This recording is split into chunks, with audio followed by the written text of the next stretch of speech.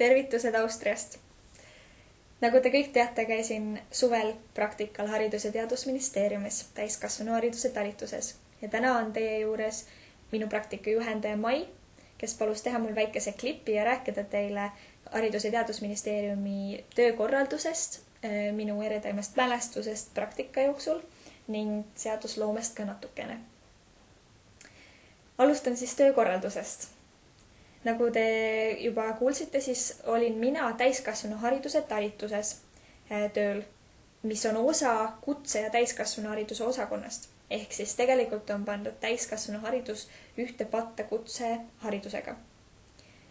Minu arvamus selle kohta on see, või mida ma seal nägin, on see, et tegelikult on praegu täiskasvanuharidus natukene nagu vaeslapse rollis, kui võtta siis töökorralduse poole pealt. Sellepärast, et kui käisin erinevatel osakonna koosolekutel, siis tundus, et täiskasvanuhariduse talitus jääb alati kuidagi tahaplaanile, sellest räägitakse vähem ja sellest räägitakse viimasena. Ehk siis tundus natukene vähem tähtsamana kui kutseharidus. Kuid praegu toimuvad ministeeriumis erinevad muudatused, struktuurimuudatused, mille tõttu siis luuakse uus täiskasvanuhariduse osakond, mis siis loodetavasti annab täiskasvanuharidusele suurema sellise rolli ja iseseisvuse. Enda praktika aja jooksul avastasin seda, et suvel tegelikult ei toimu ministeeriumis suurt midagi. Kuna kõik on puhkustel ja igal pool välisriikides, siis on väga vähe sellist tööd ja tööülesandeid. Põhiline tegevus läheb lahti augusti viimastel nädalatel, kus toimuvad erinevad seminarid, koosolekud ja mis iganes kohtumised, et panna siis paika uue aasta tähtsad prioriteedid. Ehk siis uus aasta ministeeriumi mõistes on 1. september, nagu kõikidel üliõpilastel ja õpilastel, et põhitegevus läheb siis lahti. See oli siis selline praktika töökorralduse kohta natukene, või tähendab ministeeriumi töökorralduse kohta. Kui mõelda, milline oli minu eredaim mälestus praktikast ja praktika jooksul, siis oli see kindlasti 3 programmi ühisseminar, kus käisime Kesk-Eestis Metsajõel ja seal said kokku siis Andras, Eesti Vaba Haridusliit ja HTM. Selle seminari põhimõte oli panna võimalikult palju täiskasvanuhariduse probleeme paberile, nii-öelda silme ette ning genereerida neile siis ka lahendusi.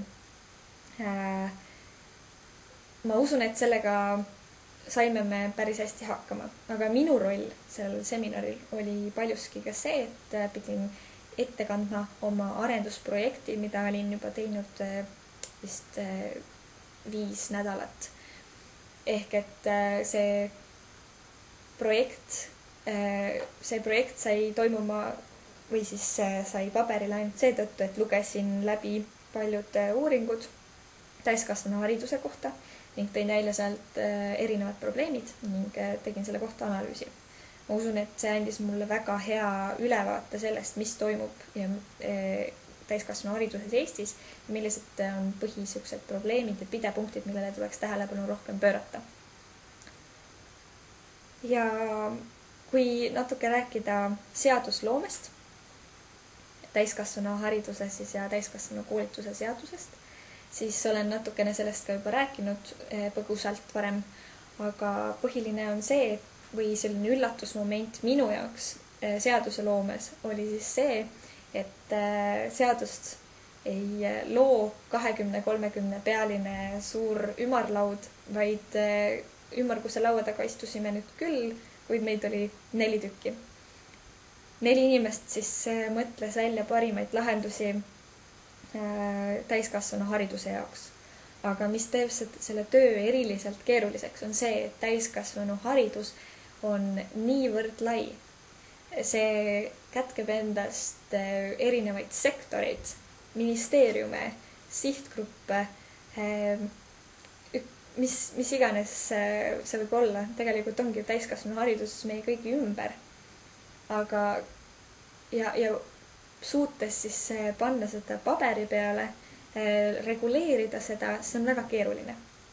Ma usun, et see on võimalik, aga see on keeruline. Ja loomulikult tuleb seaduseloomes tähelepanu pöörata sellele, et kõik teised seadused, mis on siis selle täiskasvanu koolituse seadusega kooskõlas või puudutavad seda, siis ei tohi need minna vastuollu, need erinevad seadused.